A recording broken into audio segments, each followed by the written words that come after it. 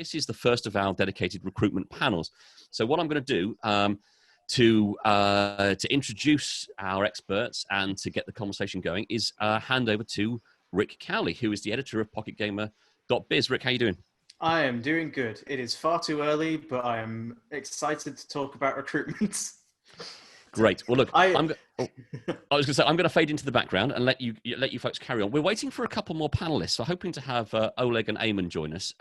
When they do, I'll bring them into the chat. It's kind of a free-form conversation, so you shouldn't be afraid to get started. I can see the attendees are joining us in the in the Zoom for this conversation. Folks, if you do have some questions for our panelists and our roundtable conversationalists, I know that they're happy to receive questions. Pop it in the Q&A box at the bottom of your screen, please, and then Rick can curate those and put them to our experts later. So look, with no further ado, Rick, do you want to introduce your experts and have a great chat? Yes, thank you very much, Dave. I won't reiterate what you said, but thank you all for joining us today and this morning for the best practices for world-class recruitment roundtable as part of PocketGamer.biz roundtable sessions and also PGC Digital #2, where we are also doing a careers week with us. If you're part of the show, there is jobs listings available on the website. We've got this that we're doing, and there's a Discord chat about recruitment and everything. Obviously, it's a difficult time for everyone, and we're hoping we can do something to help everybody find jobs and learn a bit more about the job getting process. As said, I am Rick Cowley, the editor of PocketGamer.biz, and I will now let my panelists introduce themselves. Liz, if you can go first, please. Hello, hi, I'm Liz Prince. I'm the business manager of a specialist recruitment agency called Amiqus. We focus on the games industry and only the games industry and have done for 20 years. I'm also the founder of an initiative called G into Gaming, very focused on diversity in the games industry, especially initially on gender diversity, really trying to make sure that the pipeline of talent that comes through is a lot less male and pale than we have currently. That's me. That's a good phrase. Celine. Yes, hi, Celine Pasula from Fingersoft, and I'm a CEO there, and we have a game called Hill Crime Racing, and that's our most well-known game so far. Happy to be here. Glad to have you. And Alexei. Hey, Alexei here. I'm the studio recruiter for Rovio. Before that, 343 on Halo Infinite. So I've seen mobile and console world. And before that, I was a full-time theme park performer. So I know what it takes to break into the industry with no experience whatsoever. We will hopefully be returning to that at some point. Yes, that sounds fascinating. We should hopefully have some more panelists joining us in the future, but we'll get started right now with a nice starter question. Anyone can jump in on this. Where do you find the best places to find new talent? When you're looking for, you've got a job, where do you go to find the people to fill that role? I can start. So basically, I don't think there's one best place, to be honest. I think for me as a representing Fingersoft always as a CEO, of course, is that I speak openly about our culture and then our values. And I think like then having conversations with the people in different places, I think that's always a kind of nice way to do it. So I think it's more like people find you when they kind of see the fit there also, and they kind of see that they can add some value to the company and all that. So, but of course, there's certain places where you can go and meet people for that, only for that reason. I think it's definitely for me dependent on the role, on the level of the individual that you're looking for as well. There's obviously a company's website is the first place that they want to advertise and make sure that they're visible. And that, Celine, absolutely plays to what you're saying about showcasing your culture. But I mean, gosh, referrals from your existing people, making sure one of the things that I absolutely love that's happening at the moment a bit more is asking for referrals outside of your normal network. So getting your team to do some really great networking of their own. So rather than potentially, forgive me for saying it like this, but rather than just bringing in somebody who is identical to you, that you actually are incentivized to go and find somebody who is quite different to you to really boost the diversity within an organization. So really rewarding employees for bringing in referrals like that. Lots of great websites, obviously, and I can't go past a recruitment discussion without talking about LinkedIn, surely. That's obviously a great place to talk to people. I never see anything as all about candidates. It's all about people, and we go and we talk to people about what their motivations are and whether they're interested in something to really improve their career and move on to the next step with their career. I can't disagree with either Celine or Liz, but I will add, I tend to advocate kind of an anti-recruitment strategy. So I think that there's a big reliance on thinking that we're going to solve our problems externally. I mean, that's a Zen thing in general, but it also ties into hiring.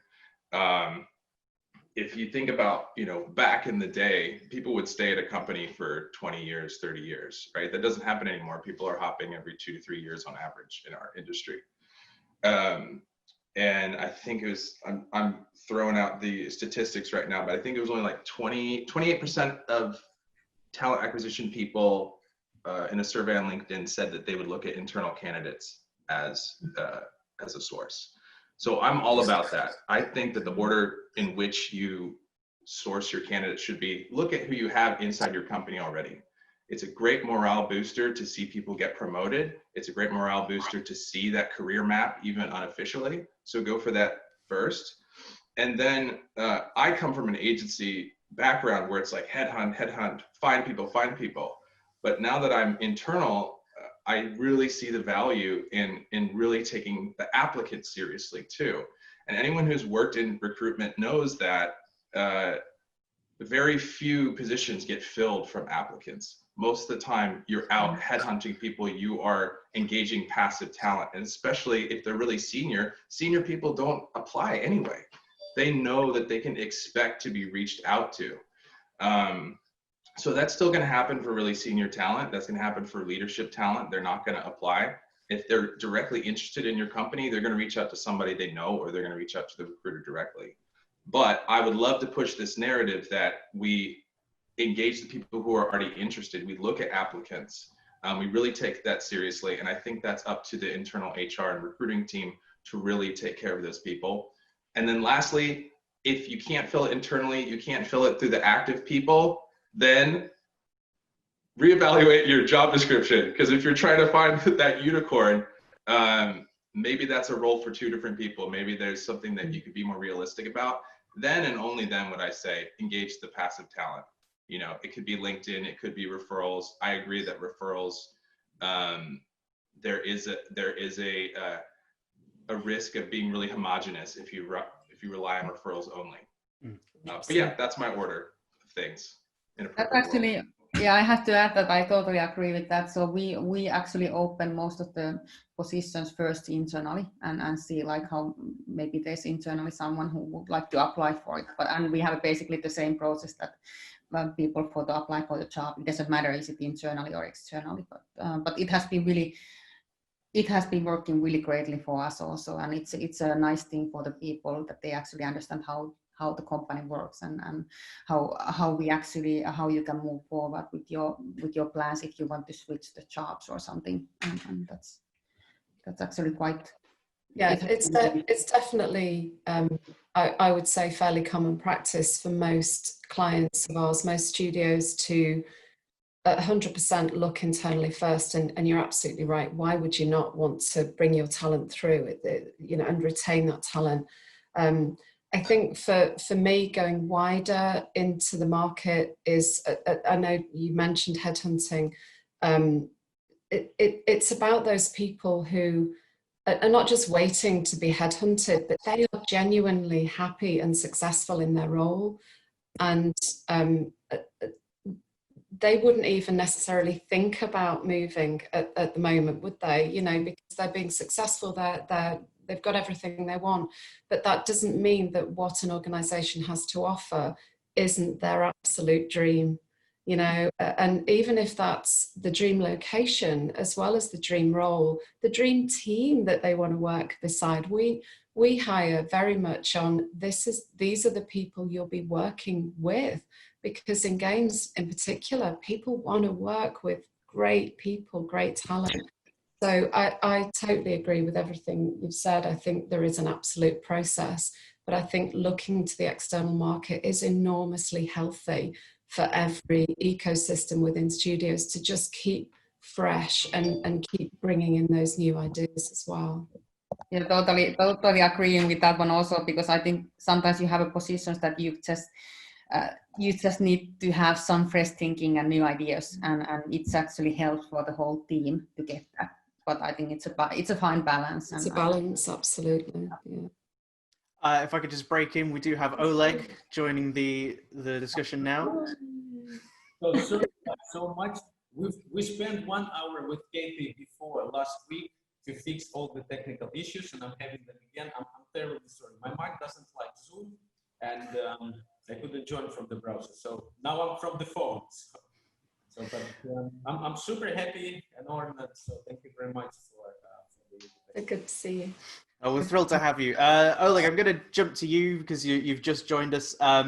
So if you could just take some time to introduce yourself, but also we're kind of discussing the best places to find new talent. We've been talking about looking internally first and then moving out. If you have any thoughts on where you find new talent when you're hiring for a role, that would be great. Yeah, absolutely. I prepared a lot of things. So, sorry. So my name is Oleg, and actually I'm working from home, but I prepared this, so I brought the roll up for you to see. But we're a talent agency based here in Helsinki. We're 4 people, and we are focusing on recruiting game developers to the leading game studios in Finland. And we organize recruitment events, as well as we run anonymous talent boards where games industry professionals can anonymously put the talents, their profiles for the studios to see. And also we do like direct recruitment for the studios who like seek for talent. So 3 things we do. But I'm late and I want to kind of give everyone like a place to speak. So can you hear me? I want to go to the first question, like where to find the new talent. Yeah, I think maybe if you just brought your camera a little bit closer, that might help with having a bit of trouble hearing you. But if you just bring it a bit closer and speak just a little bit louder, we should be able to catch everything you're saying. Cheers. Sorry? Fine, now better? Yeah, that's better, thanks. Yeah. So I think that from what we've seen, and we've been recruiting many like senior game developers, mainly from the tech industry, but I think that where to find the talent. First of all, I think that the world is moving like digital, and everybody's online. So I think that you should reach out to them in a specific groups where they spend time. Like if you're looking for developers, maybe like GitHub, something more where the interest is to attract like to you. If it's a technical role, if it's an art in the games, I think that it would make sense to look at the like ArtStation or the other groups.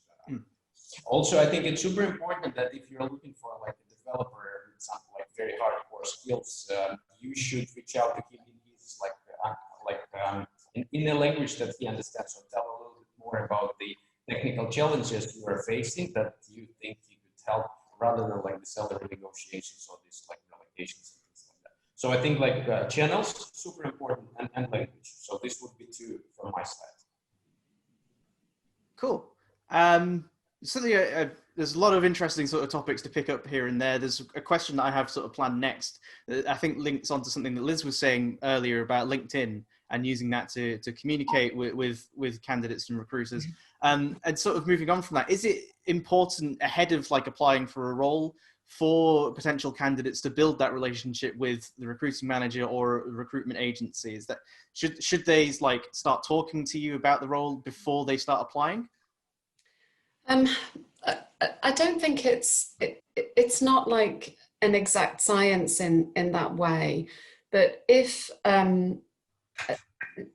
I think if you're looking for somebody, thinking about what Lex was saying earlier about leadership people, if you want to build a relationship where someone will effectively be able to career manage with you, so if you think about where you might want to be in 5 to 10 years time, and yeah, but absolutely, we've got relationships with people where we've probably been their career management vehicle for a lot of their games career, you know, as they wanted to look for different opportunities, different challenges, etc. But on a day-to-day basis, if you want to work at a studio and you can connect with lots of people there on LinkedIn, or great recruiters at those studios, or the CEO in Celine's case, absolutely. Why would you not want to just get networked with as many people as possible and talk about how enthusiastic you are about their products?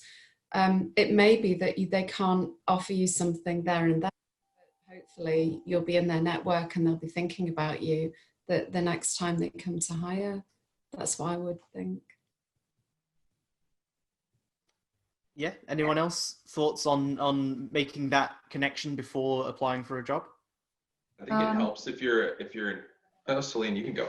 No, you started. You can go. All right. I think it helps if you're an applicant to just, I don't mind getting the pings. I mean, maybe there's 100 a day, but you know, I'll get through them. You know, I don't mind the pings, because if you are an applicant, meaning that you are applying for the job, you're throwing your resume into the ethos and hoping something happens. It doesn't hurt to ping, you know, look up keywords, recruiter, talent acquisition, HR, those sorts of things at the company that you're looking at, to ping them. I mean, make it really brief, make it really easy for them to respond. Or it could be, you know, the director, the lead, the manager of your craft, engineering, art, whatever. You can just reach out, say you're interested, say you applied. It's just a nice reminder of, hey, I applied. You're not asking much from them. If it's before applying, you know, like I said, make it really, really easy. I think one of the worst questions you can ask is, do you have any advice for me? Do you have any tips for me? I'm like, well, what am I gonna do with that? You want to know how to make good nachos?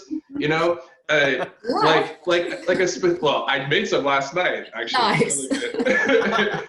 It's hard to find peppers up here in Finland, I'll tell you that. But like a specific question, like, I don't know, make it super easy. People, I mean, look, we're all here giving advice. People love to give advice, so just make it easy. And then I would say, I'm no longer you know, working for firms like Liz and Oleg are, but I used to. You know, those recruiters have a different value add for you. They're not representing one company, so they're representing a ton of companies. So now we all know too, there's a lot of like less than honorable recruiters out there. So you know, make sure that they're right for you, but they can show you like a wide array of opportunities. And I think Lex, we're also probably more open to those sort of wider give me some tips type questions, you know, because we have a lot of links to send people and just help, you know what I mean? We have perhaps bandwidth for that you in your role I'm sure you're not going to have. So yeah, that's a good point. And I would say all top tips. Yeah, and all of us too. If you know, a good recruiter is going to have a database. So if you reach out to them and they see something cool in your profile, they might, you know, save it for later. So definitely recommend it. And I think also like totally agreeing with you what you are saying. But my point of view is also like, I think for the applicant, it's super important that they actually learn about the company also. I think, because I only believe that you kind of have to understand what you are getting involved with, and are you really like kind of believing in the direction and the values they have. So I think that's always super important, and I think it's not something that you can actually understand that easily, so you kind of need to spend time, and I think in that sense networking is always valuable, and actually think like just saying what you believe in, and then actually hearing the answer what the people who actually work for the company kind of are sharing and kind of seeing, is there a fit, and is that something that you could actually see yourself working for that? Definitely. My 2 cents would be is that absolutely, because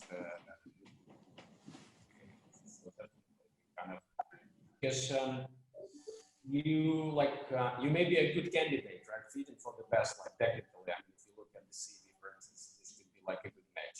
And we as the recruiters, we talk to these people we interview, so we take that first hit away from. But you may have a team that is very, especially in the games industry, because so creative people, like you may find a team where like this would be a perfect candidate, but he's an extrovert. But you know the team, that they're a team of introverts. He may be a good fit technically, but he's just going to disturb their way of working. So like, but this guy could be excellent for the other role.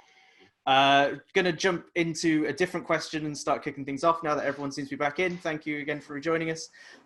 So we'll open it up to everybody. What are some common mistakes that recruiters and recruiting managers and people like that make when writing job listings? So you've got your job, you're writing a listing. What are some things, what are some errors, mistakes that you've seen regularly?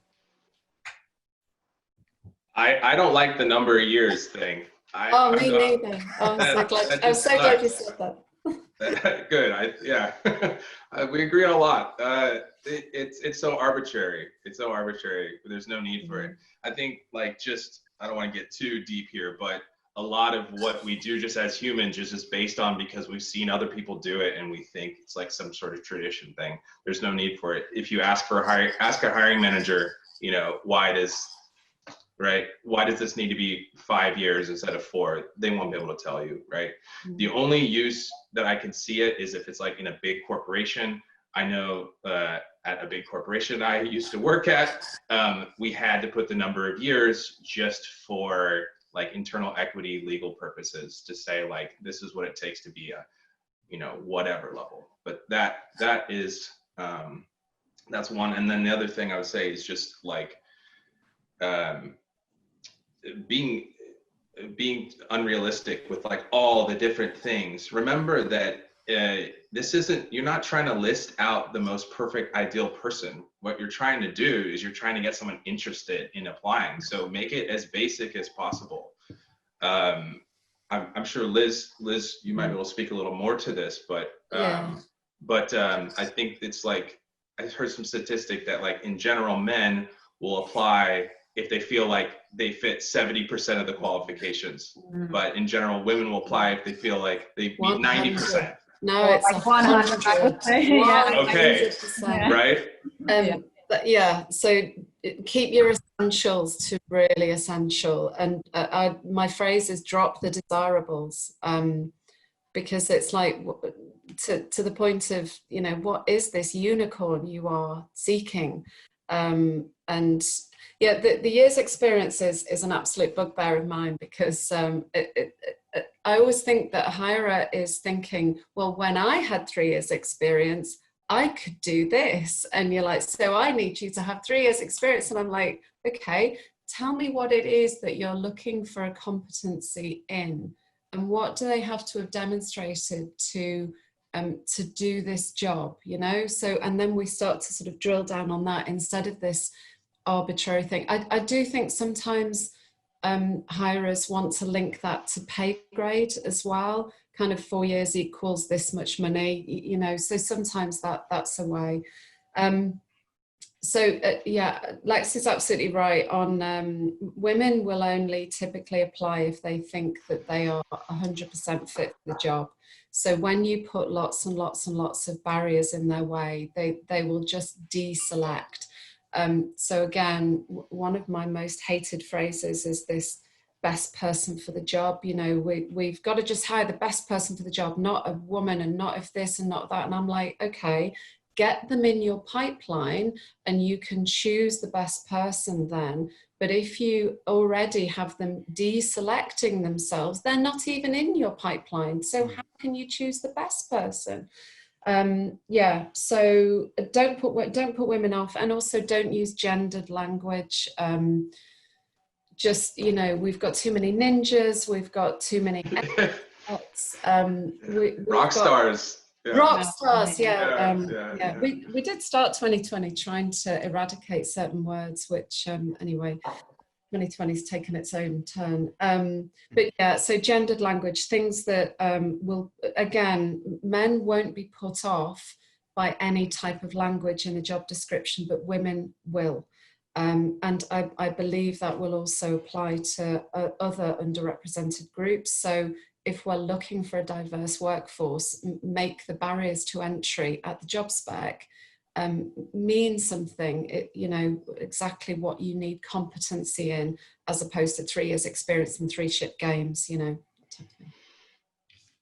Yeah, I totally agree with what Alexei said also. I think it's really like, if you make a list like all the things you would like the person to have, I don't think there will be anyone applying and the list gets really long. So I think you should see it more like the advertisement, kind of like to get the people to apply and kind of then get the feeling what the job is actually and that kind of thing. So I think I totally believe in that one also. Yeah.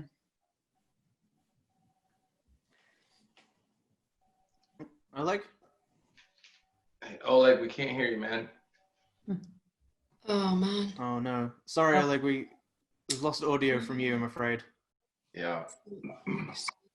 Oh, wow. Nothing's coming through, unfortunately. Oh. Did that make a difference? No, unfortunately, we're still not hearing anything from you. Okay, I'm going to move on to the next question. Oh, wait, hang on. Oleg, we can hear you now, I think. Oh, I've lost video as well. Thanks for doing that, Lex, because I wasn't sure if you'd all just frozen. Yeah. This is the new. This is like I was talking with my partner the other day. We're like, remember like back when phones, you had to be like, can you hear me? Like cell phones, can you hear me? And then that was a whole slogan in America. Yeah. And now it's like video. Hello. 10 years from now, we're not going to have any of this problem. No, it's going to be great. 5G, blah blah. The only other thing I was going to say on not necessarily mistakes on a job spec, but I think it's really important to have a statement in there about your openness to candidates as well, and not just a sort of legal thing about commitment to diversity, but a real statement on diversity as well. I think that's a brilliant place to start that process with candidates and applicants. Oleg, I think we can hear you now. If you want to. Hear me now? Yeah. Yeah, you can hear me now. Yeah. Yes. Yeah, your video doesn't seem to be working, but we can hear you, so that's the important thing.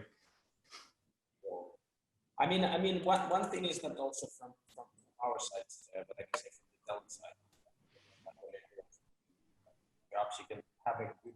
It very much depends. Also, like, if the person is technical, if you're trying to solve a technical thing, I would like to see that maybe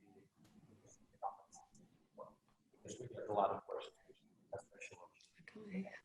No, I'm sorry, Oleg. I'm struggling to hear you again. If you could bring your device closer to you and again speak up just a little bit louder. I think when you go a little bit quiet, it's harder to hear you, unfortunately. Can you hear me like this?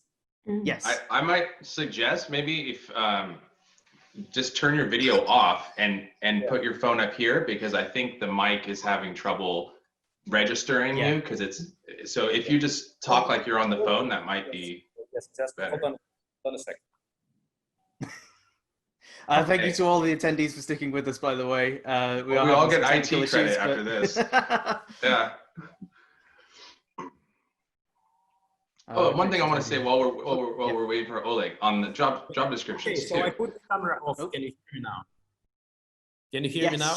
Yes, that's better. Yeah. Well, sorry again. I think that it's important to put a little bit specific, maybe something about the technical role, if you're recruiting especially for the technical role. But also one thing back to the companies that I would say that you also miss out a lot of good candidates who apply to you. And I think it's important that you give them the feedback on time. Like as a recruiters, for instance, we always give the feedback them like at least 5 days. But with the companies, I think also the problem, and I think it's not only the job description, but the whole like experience is that you can send the application or they can send the application and never hear back. I think that's like the mistake that I think many also recruiters do. Yeah. Yeah, feedback is super important. What I would say about the job description too is it's not just for applicants. It's also, we were talking about for really senior people and leadership people. Sometimes they ask, do you have a job description? So think about it as it's a sales pitch. That's what it is. It's not about we need you to impress us. It could be this is what you're going to do and this is what we're going to give you. And if you can somehow wordsmith the requirements as this is what you get to do, then it just looks a lot better for applicants and the people that you're. Absolutely. I mean, totally agree. So. And of course, you are looking people who can fit the company and not just get through the application process. So I think like in the long term, they have to get the right picture, like who the company really is and that kind of thing. So as clear as you can be about those, I think the better it is. Yeah. Cool. I'm going to take a question from the audience just because there's been a couple sat here that I want to talk about, and this kind of leads into another question that I had. So I'm afraid I'm not going to make an attempt at this person's name because it's too early in the morning and I don't want to offend anybody. But one of the attendees asks, is remote working in game development here to stay, or will it be a temporary fix during the pandemic? And also, do you see more studios opening up to 100% remote working for disciplines other than engineering and support? So kind of a big question there, two different parts, but. Yeah, that's tricky. Yeah. I'll go after. I feel like I've been talking the first for a while. Yes, Celine, sorry. Yeah, of course I can talk about how we do it, and we have been always supporting remote work a lot anyways in our company. So I think it's kind of quite deep in our culture already. So it wasn't that big process for us anyways, but I think definitely there's so many opinions. Like some people hate it, some people are loving it. So I think it depends how you live and where you live and that kind of things. But I think definitely, I think people are a little bit more open to actually do it a little bit more even. And also I think now as a company, we are better with all the tools, like all the meetings can be arranged really because you have to do it so many months already. So you kind of learn how to do it right way, because I think it's so, like when you do it time to time, it's different, but when you actually keep doing it for months, it's of course you kind of learn a little bit few things. But I don't know, is it more like people who has a flu, they think like I will really change my habits now and be all healthy, and then they forget that next day. I don't know, maybe the same thing is happening here, but at least I hear that many companies are talking that they will definitely add more remote work routines to their companies, but I think we will see what happens. And of course, the whole situation with the pandemic, who knows if there's a second wave or something coming, and we kind of have to redo the whole thing, or there's so many open questions which we don't know yet. So I think that's really pertinent, isn't it? I'm not quite sure whether we're at the point yet where it's the right time to make those big decisions. We've absolutely been thrust into remote working because of the pandemic. I can tell you categorically a lot of our studio clients were not set up for remote working, and indeed a lot would absolutely have hated the fact that we've gone into what we've gone into. Has that changed their opinions? I would guess, and from hearsay, I would say yes, because it's worked. Do they absolutely want that for everybody for all time? I don't think so. My honest opinion today would be that they would look for a blended solution going forward. There are absolutely some people who, if I think about London, and I don't live in London, I live in the northwest of the UK, but if I think about those in London traveling on public transport, squashed, doing maybe 2-hour commutes, so that sort of thing, and all of a sudden they're at home, they're at their desk, they're probably more productive, even if they're homeschooling and all of the things that the things that people have had to cope with over the last few months.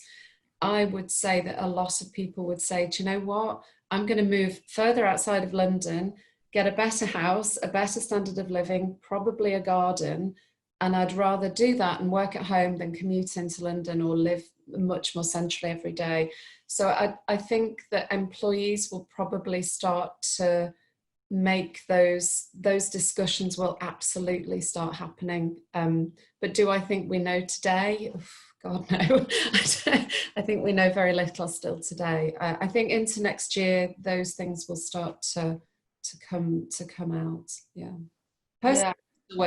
And I will be here for months. I think like what really has changed from our side is the whole recruitment.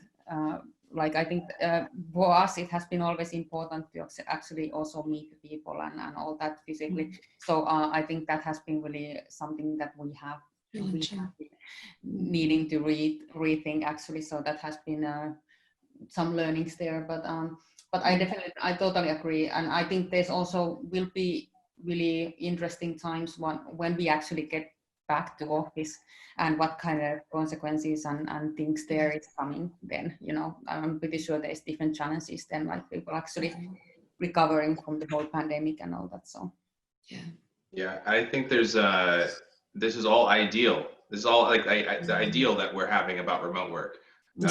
You know, but there's, and I totally agree. Like actually, before I came to Rovio, I negotiated a full-time remote contract at Microsoft because actually I work better remote because of my work. You know, I have to do a bunch of calls. I have to have privacy. I have to focus. It works better for me. And then I can travel and meet people in person. Well, before I could do that.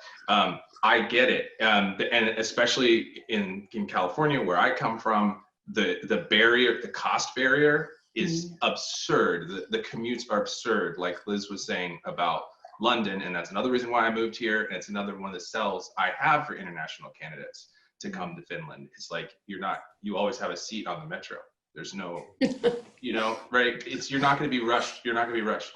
But now that we're seeing that remote, a lot of people are more productive in a remote environment. Companies are thinking about that. But here's the big but, BUT. Is that there are a ton of legalities and tax issues and complexities when you're employing somebody who is not in the same country as the jurisdiction of your company. So I think I saw Twitter said, hey, all of our employees can work remotely forever now. Great, you're Twitter.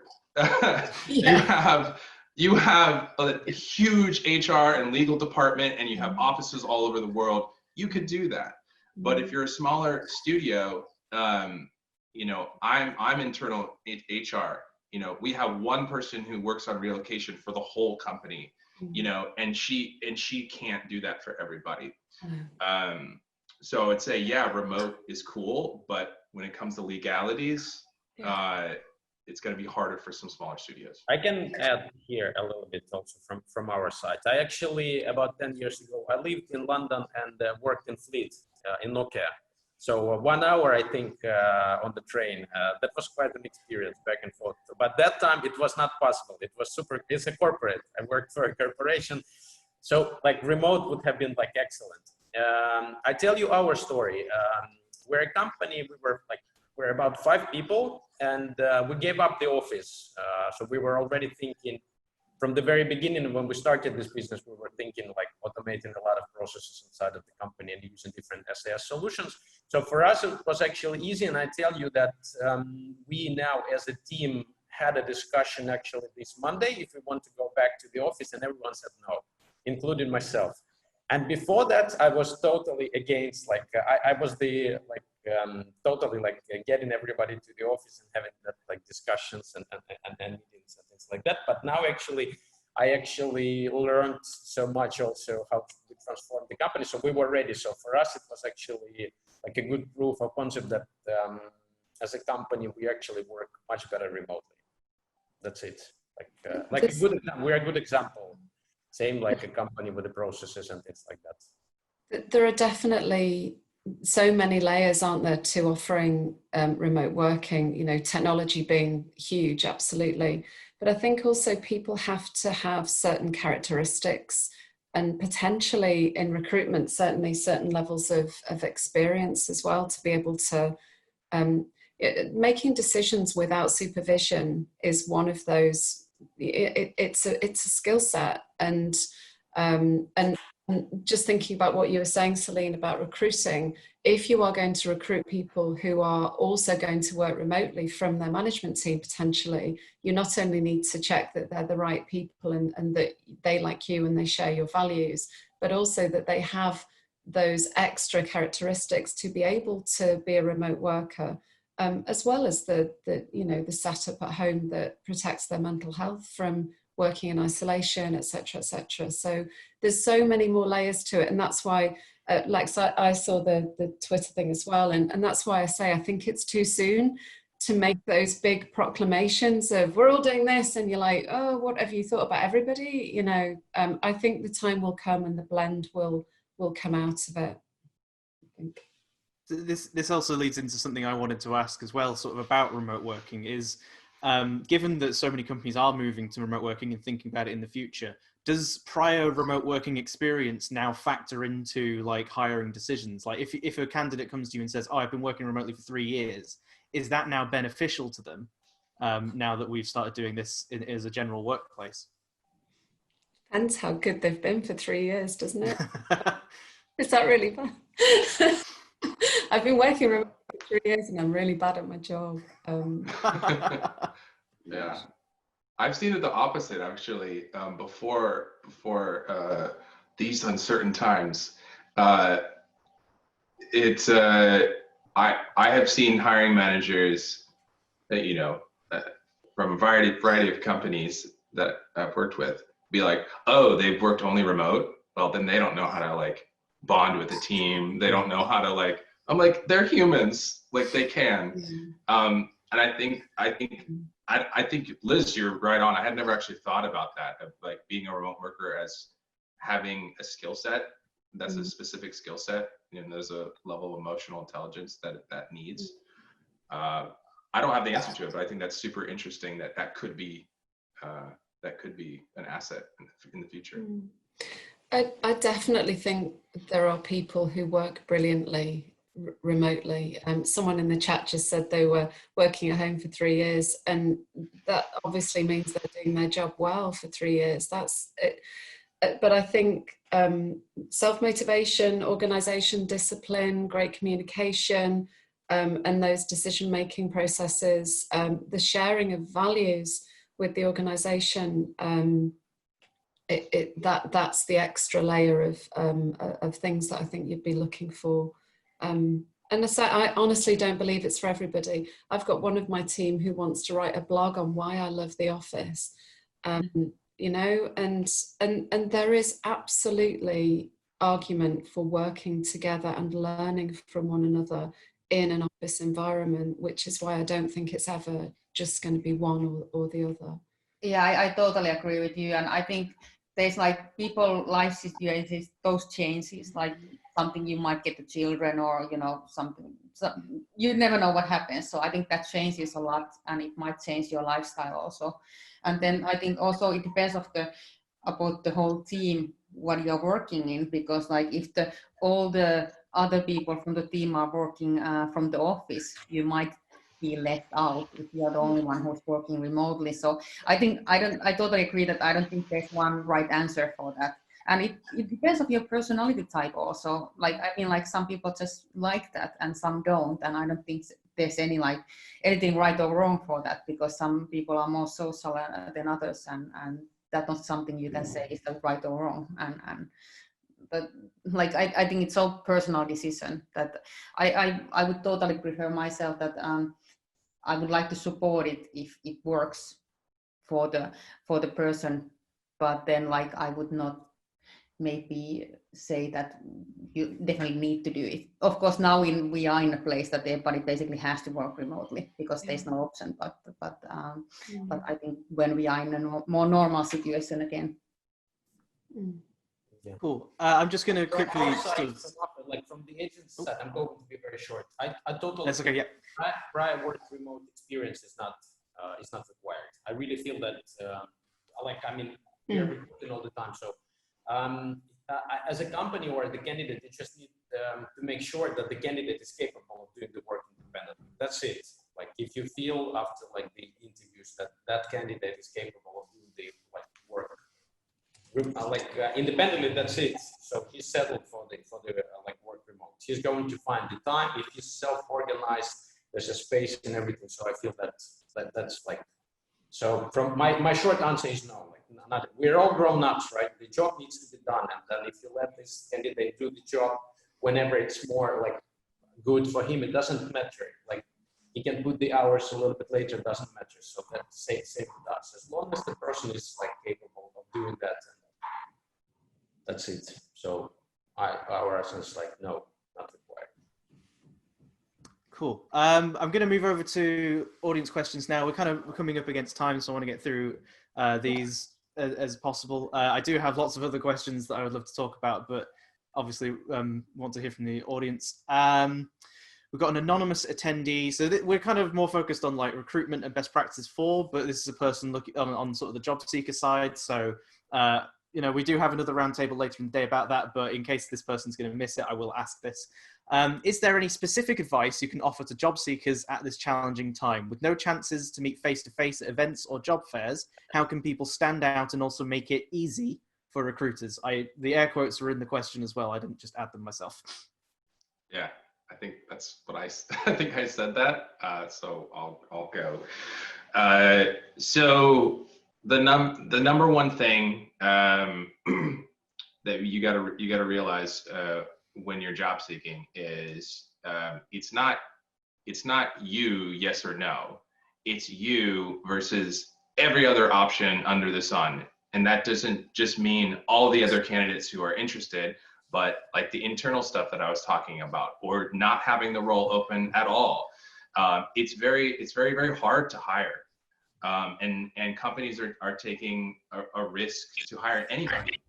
So what you need to do to get a chance to be seen and be taken seriously is you need to be seen as little of a risk as possible.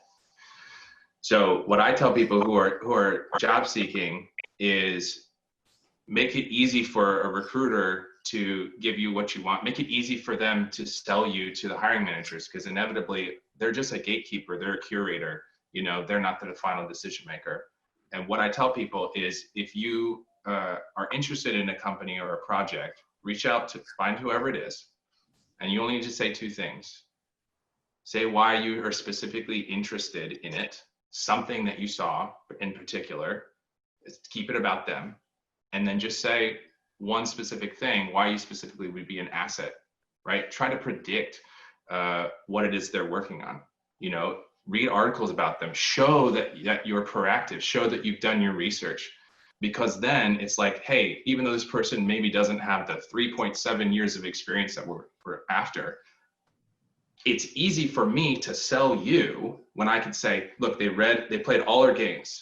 They read all these articles. They made a prediction about where we're going. They said that they have this skill set. And even when I wasn't able to get someone a job, if they were really proactive about that and they made it easy and they had a brief reach out to me, then sometimes I'm able to at least arrange calls for people, arrange meetings. And now you have a connection with somebody in a company that you really like, someone that's in your craft. So hopefully that could be helpful. There's definitely just more general as well. Facebook groups, LinkedIn groups, you know, look for places where games people gather online, because you're absolutely right. Obviously we can't we can't go meet at different conferences at the moment, and probably not for a few months ahead. So make sure that you are where they are, at least online, and join the conversation, ask questions, introduce yourself, you know, do things that kind of make you visible generally, and then do some really specific things around the companies that you're interested in.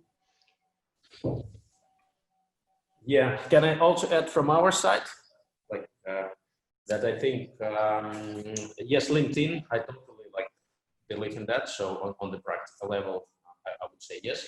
Also, can I do a little bit of a sales pitch? Because we run the anonymous talent board. That's something we've been doing and been working, like nominated by PG for it. So we're offering candidates to create like anonymous profile and put it on the talent board, so that the companies can come and see if the person fits or something like that.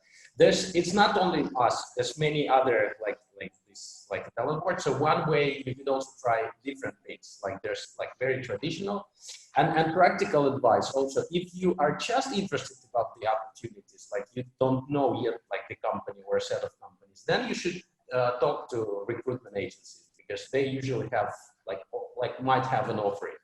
But if you're interested about a specific company and really want to get to them, so I would suggest you talk to them directly, like reach out to them to the LinkedIn, Facebook group, like send them the like application. If that is a company that you really want to get in, you will get in there like faster if you just like you will get there if you want to, right? If you really want it, you will find a way.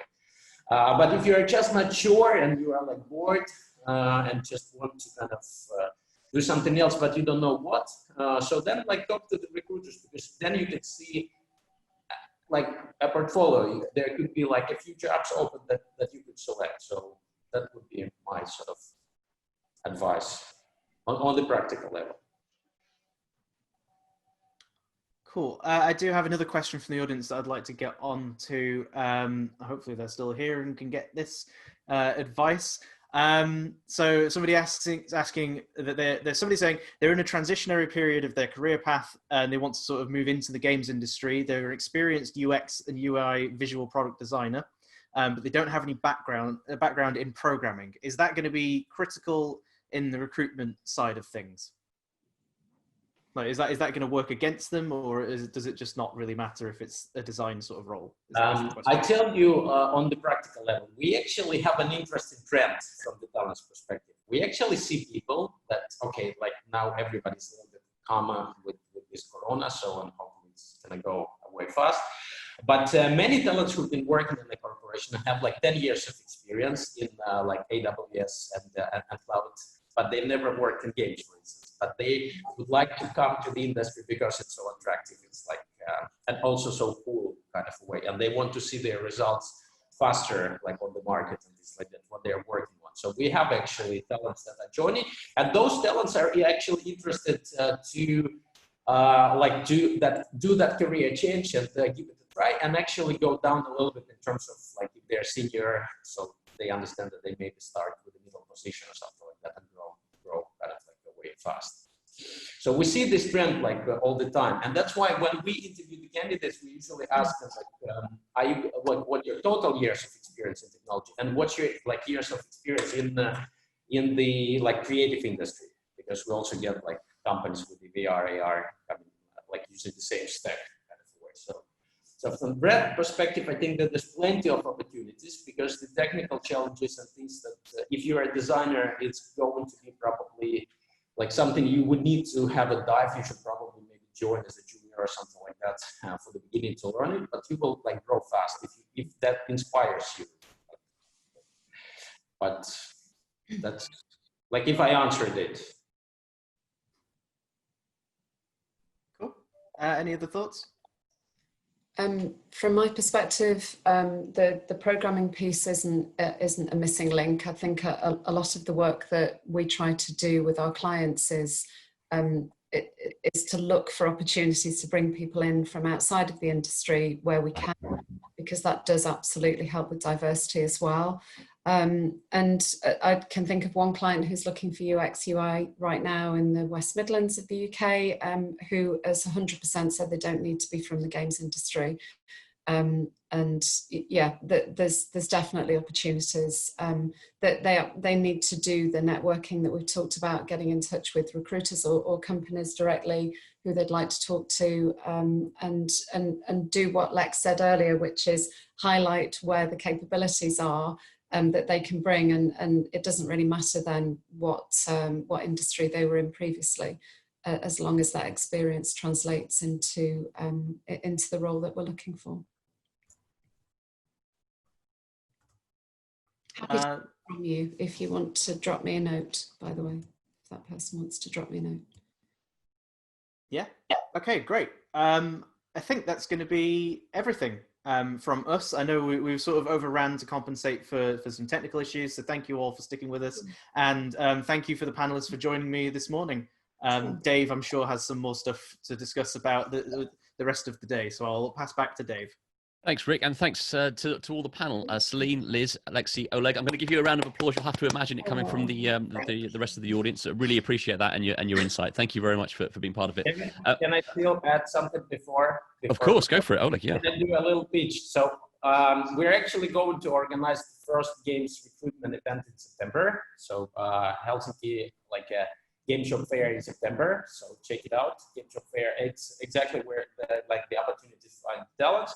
And also we launched a new talent board, Game Dev Talents, which allows talent to register and put up the anonymous profiles and get contacted by companies directly. And if they're interested, they're sharing the profiles and having a discussion with the companies. And if they're not interested, they're just ignoring the messages from the company. So this is also something new and cool that we're launching actually in Finland. Great. So, cool. That sounds good. Thank you very much, Oleg. That sounds very interesting. And yeah, people should watch out for that. I'm sure we'll cover it on PocketGamer.biz. Well, I should also say to those people who've found this roundtable useful, we have another roundtable this afternoon on recruitment as part of our Careers Week activities. That takes place around 4 o'clock. But between then and now, we have a number of Careers Week activities running today. I just want to let everyone know that today we have a careers recruiter job seeker chat session running on our Discord group. That'll be live between 12 o'clock and 4 o'clock BST. Put that in context, if you're outside the UK, that starts in an hour's time. You'll need to be registered with us here at Pocket Gamer Connects Digital as a job seeker or a recruiter to access that channel on Discord, but please do drop in there. We're also going to have some experts from Amiqus drop in for a careers Q&A session in Discord from 1 o'clock till 3 o'clock BST. That's in 2 hours' time. And that's in the same channel on Discord.